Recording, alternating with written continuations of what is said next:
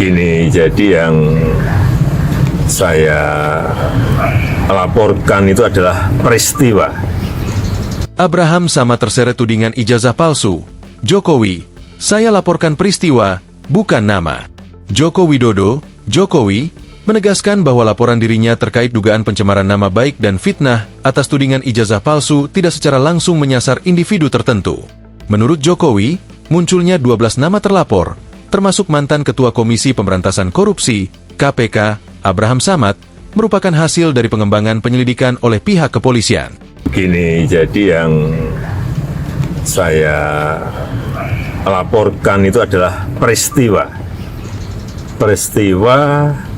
mengenai dugaan pencemaran nama baik dan fitnah.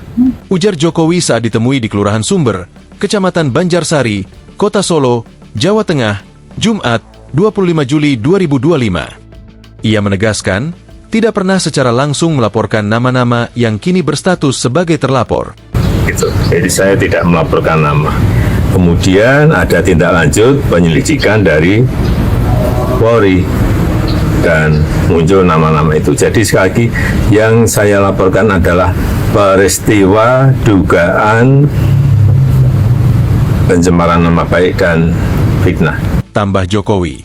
Nama Abraham Samad masuk dalam daftar 12 terlapor sebagaimana diungkap oleh kuasa hukum Tifauzia Tiasuma alias Dr. Tifa, Abdullah Al-Katiri, dalam acara televisi pada Rabu, 16 Juli 2025. Jokowi menegaskan kembali, nama Abraham Samad bukan secara langsung dia laporkan dalam kasus ini.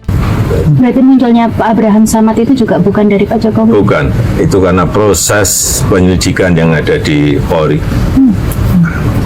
Kalau untuk terkait laporan yang ada di Sleman, Pak, ada 3 laporan, Pak. Itu tadi. Ya, kita hormati proses hukum yang ada. Tegasnya. Sementara Abraham Samad mengaku siap jika dipanggil penyidik, selama proses hukum tidak digunakan untuk mengkriminalisasi dirinya. Kalau untuk membuka terang, saya siap membuka terang. Kalau perkara saya dipanggil, saya siap. Tapi, kalau tujuannya menarget saya, mengkriminalisasi, saya akan lawan, ungkapnya. Abraham mengaku mengetahui sebagai terlapor dalam kasus tersebut dari pemberitaan saat berada di Melbourne, Australia. Ia mengaku belum menerima surat pemanggilan atau SPDP dari polisi. Mungkin suratnya masih di pos Satpam.